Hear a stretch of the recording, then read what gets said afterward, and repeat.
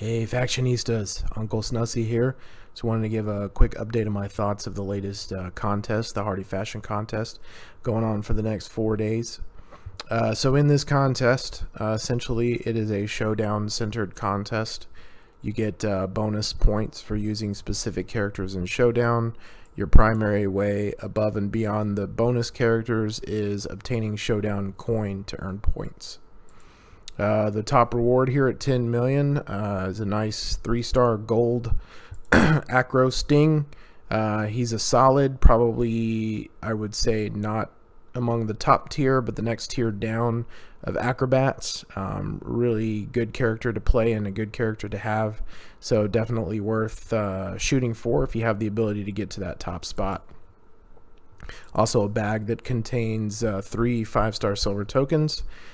Good for getting your wrestlers to 4-star gold after you get to 3-star silver. Some of the other stuff, you got a belt here that looks like it was intended for Fandango. And then you also here at the midway point at 5 million coins, you have a 3-star bronze Jeff Hardy. Definitely a top tier elite showboat in the game, and worth going for if you think you can get there. Next level down, Stephanie McMahon, 3-star bronze, and some more Fandango shards. And then some of these other rewards down here, some of your basic health packs, coins, TP, and some tickets good for one basically hard pass at a blitz. All right, so a couple of points I want to make from looking at and testing this lineup here. First thing I want to say is in terms of scoring in this contest, you might have heard me in previous videos or on Discord talk about getting to and holding above 500 notoriety during Showdown tournaments. We have Showdown tournament coming up this weekend. If you can get your Showdown tournament team to above 500 notoriety when they do the reset in the middle of the night, you'll get a 15,000-ish weekly reward of Showdown coin that should be good for about 750,000 plus points. In addition to that, when you get above 500 notoriety in those tournaments, you get a Showdown coin bar of 7,500 coins you can fill. Each match win is about 150 Showdown coins. Not about, is exactly 150 Showdown coins. So you're able to fill that on Saturday for 7,500 coins. Then you're able to fill it on Sunday for another 7,500 coins. So that would bring your total tally for the weekend of doing the Showdown tournament, if you're able to accomplish that, to a little over 30,000 coin for the weekend, which would be good for about 1.5 million points in this contest. And then Stephanie McMahon, free character this month, the focus of my month if you've watched my previous videos. 160 Showdown matches with Stephanie. If you win 160 Showdown matches with Stephanie, that's good for, including if you did all the above stuff, about 3.5 million. 3.5 million would get you, let's see, right there. So some shards, Stephanie McMahon, and a little 1.5 million short of getting to this midway tier right here. All right, and then many of you should have the Striker Sting icon and Jeff Hardy. Those are fairly common characters, and so there's a good chance you guys have those, and you would be able to use them in this event, and that would get you to about 4.6 million or so. So that would be about 400,000 short of this midway mark right here. A couple of points I want to make. You don't have to wait for the Showdown tournament to start earning points in this contest. From now until the contest is over on Sunday, you can play any Showdown match. It doesn't have to be the Showdown tournament special matches. Any Showdown match will start to get you credit. I went ahead and did a couple just to confirm that. I did one with my Matt Hardy, and I did one with Jeff Hardy. And I got credit for both, as you can see. So I've already used 1 out of the 12 wins. This one says win a match with Jeff Hardy. I tried to just go in and beat up on Bray Wyatt on the road in normal mode. Just take down that little 300 talent dude. That did not give me credit. So even though it doesn't say anything about being showdown with Jeff Hardy, it is indeed actually showdown matches with Jeff Hardy. You don't have to get the pin with these people. You just have to have them on your team. So take your strongest person, put them in slot 1, put your special character for the showdown tournament in slot 2, and just get the pinfall to get the credit for the points. So again, you don't have to actually pin anybody with these people. You just have to have them in your lineup. I would also say that you don't have to wait till the showdown tournament also means this really large number of 160 wins with Stephanie McMahon. You can start working on those now, right? It's a 4-day tournament. Split it up if you want, 40 matches a day, and you get there, right? You will have maxed out this part of the competition. And so you don't have to save all 160 for Saturday or Sunday or split that between those two and do 80 matches each day. You can just do 40 matches in each between now and Sunday, and you're good to go. I also would like to say from my notes here that showdown coin that you earn now counts, right? So you've already got 3 tournaments that happen every single day.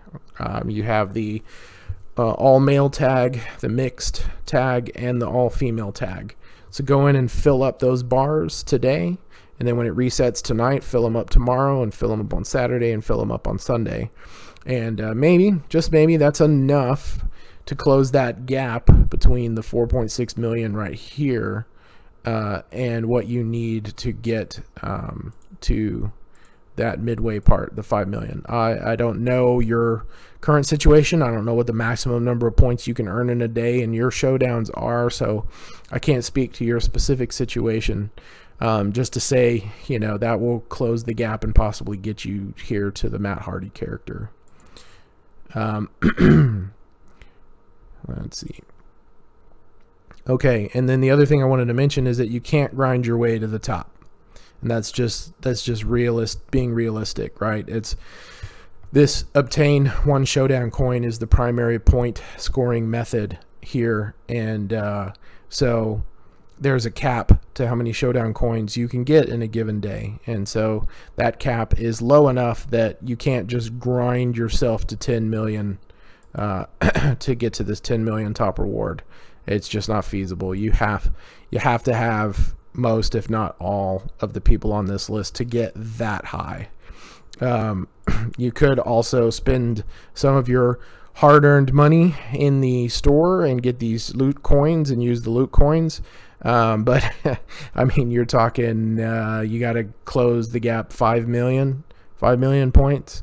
So unless you have a third kidney in your body not doing a damn thing, that's a pretty significant amount of cash you'd have to spend to close the gap on that.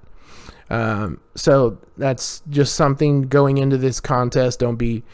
If you don't have most, if not all, the people on this list, don't be expecting that you're going to get to that top. I would, go as far as you can, see if you can get to that 500,000 mark.